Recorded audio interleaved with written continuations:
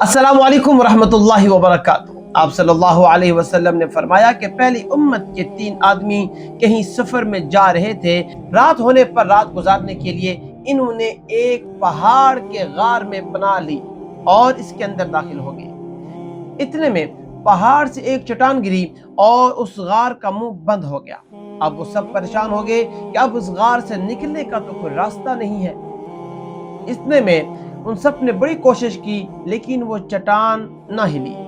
سب نے کہا کہ اب اس غار میں سے تمہیں کوئی چیز نکالنے والی نہیں ہے سوائے اس کے کہ تم سب اپنے سب سے زیادہ اچھے عمل کو یاد کر کے اللہ تعالیٰ سے دعا کرو۔ اس پر ان میں سے ایک شخص نے اپنی دعا شروع کی اور کہا، اے اللہ، میرے ماں باپ بہت بوڑھے تھے اور میں روزانہ ان سے پہلے گھر میں کسی کو بھی دودھ نہیں پلاتا تھا، نہ اپنے بال بچوں کو اور نہ اپنے غلام وغیرہ کو۔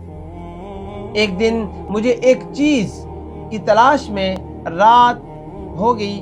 جب میں ان کے پاس دودھ لایا تو وہ سو چکے تھے۔ مجھے یہ بات ہرگز اچھی نہیں لگی کہ میں یہ دودھ اپنے بال بچوں کو یا غلام کو پلاؤں، اس لیے میں ان کے سرانے کھڑا ہو گیا۔ دودھ کا پیالہ میرے ہاتھ میں تھا اور میں نے ان کے جاگنے کا انتظار کر رہا تھا یہاں تک کہ صبح ہو گئی۔ ہے اللہ، اگر میں نے یہ کام محض تیری رضا حاصل کرنے کے لیے کیا تھا تو اس چٹان کو ہٹا دے۔ اس دعا کے نتیجے میں وہ پتھر تھوڑا سا ہلا، مگر نکلنا اب بھی ممکن نہیں تھا۔ نبی کریم صلی اللہ علیہ وسلم نے فرمایا کہ دوسرے شخص نے دعا فرمائی، اے اللہ، میں نے کچھ مزدور لیے تھے اور ان میں سے میں نے سب کو مزدوری دی، لیکن ان میں ایک ایسا مزدور تھا جو اپنی مزدوری چھوڑ کر چلا گیا۔ میں نے اس کی مزدوری کے پیسے کو کاروبار میں لگایا اور اس سے بہت نفع کمایا۔ کچھ دن بعد وہ مزدور آیا اور اس نے کہا کہ میری مزدوری مجھے دے دو۔ میں نے کہا، یہ جو کچھ بھی ہے، یہ اونٹ، یہ غلام، یہ گائیں، یہ بکریاں، یہ سب تمہاری مزدوری ہی ہے۔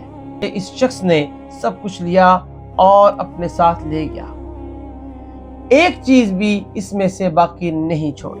تو اے اللہ، اگر میں نے یہ سب کچھ تیری رضا مندی حاصل کرنے کے لیے کیا تھا تو ہماری اس مصیبت کو دور کر دے۔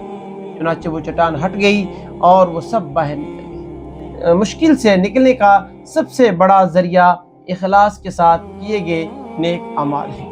جب انسان صرف اللہ کی رضا کے لیے نیکی کرتا ہے تو اللہ ناممکن راستے بھی کھول دیتا ہے۔